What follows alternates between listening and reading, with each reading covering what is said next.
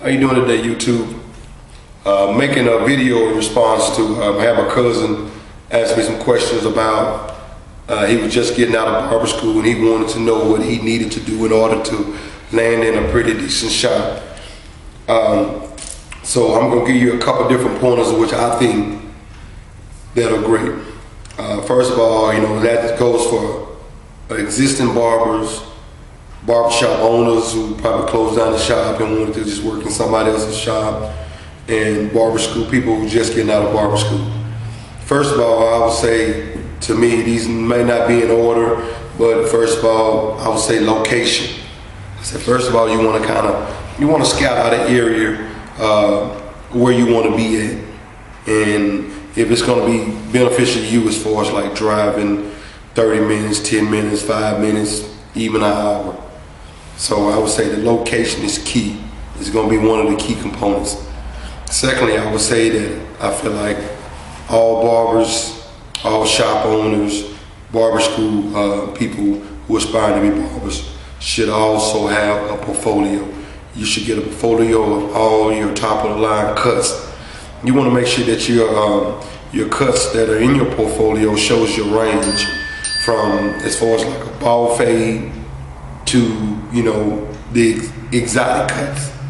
You want to have some straight haircuts in there as well too, if you can do straight haircuts. You want to make sure you show from lowest to your highest to what you could do that you feel like is your best designs and all. So and then out of all your cuts, you want to have somebody in your family or another barber or somebody go through and critique it and say, hey, okay, I think this is good, what I'm saying? Pick out all the top of the line. So you want to have all your top-notch cuts in there.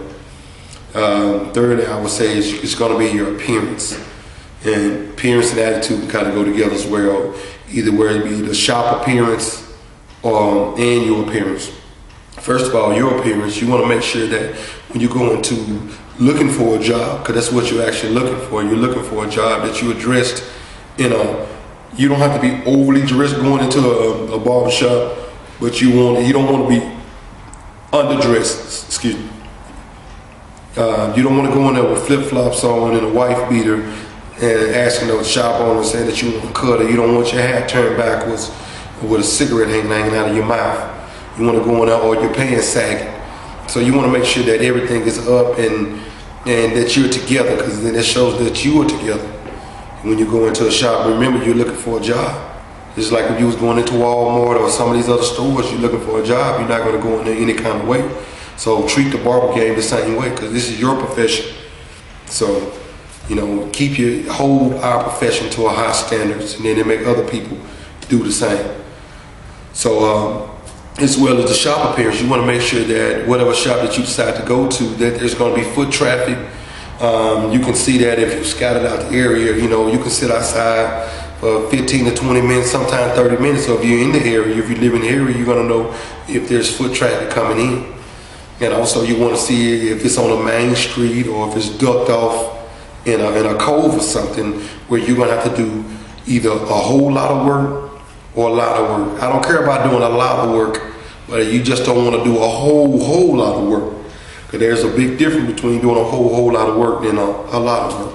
A whole lot of work is if your barbershop is not seen, if it's tucked off somewhere in an industrial district where people can't find you if they drove and they had a hard time finding the establishment. That's where you're gonna have to do a whole lot of work, because you got to put things on flyers and try to give people directions to get to where you need to get to. If it's on the main street, you still have to do a whole lot of work as far as going out there, doing footwork and passing out flyers. And the appearance of the shop is when you walk in, is the shop clean to your standards, to your liking, because it's different strokes for different folks. Some people can just gel with any shop they go in. They can upgrade their standards. They can downgrade it to where it needs to be at. So to be in that particular shop, not down in anybody's shop, but there are some top of the line shops out there, and there are some low line shops. So you wanna see what shop is gonna be better for you in that aspect. And as far as your attitude coming in, you wanna make sure that you're confident, but you're not just over the top cocky, where you come in and say, hey man, I can beat that dude cutting right there. That guy cutting that hair right there, he can't cut, he should have done it. Now that's over the top. You overstep your boundaries. And also, when you get in the shop, you make sure that you don't want to do that as well, because then that can get you kicked up out of somebody's shop as well. So, you know what I'm saying, being too overly confident, you know, talking around, giving too much information, talking about somebody else's cut while a client is sitting in the chair. You want to make sure that there's not a lot of that stuff going on in the shop where you want to work at either. So, you know, but, you know, like I say, different strokes for different folks. Just make sure you get your appearance, the shop's appearance, and your attitude. All it has to coincide with one another. And also, when you go into the shop, if the shop owner doesn't tell you about the different things about that he requires, or the type of things that he wants his barbers to do, you have to ask a lot of questions, because it's just like going on a job interview. You want to know how much money you're going to make. You know, in this business, you know, you can't ask that, because it's going to depend up to you. But you want to make sure that, you know, you ask him, is there a lot of walk-in traffic coming in?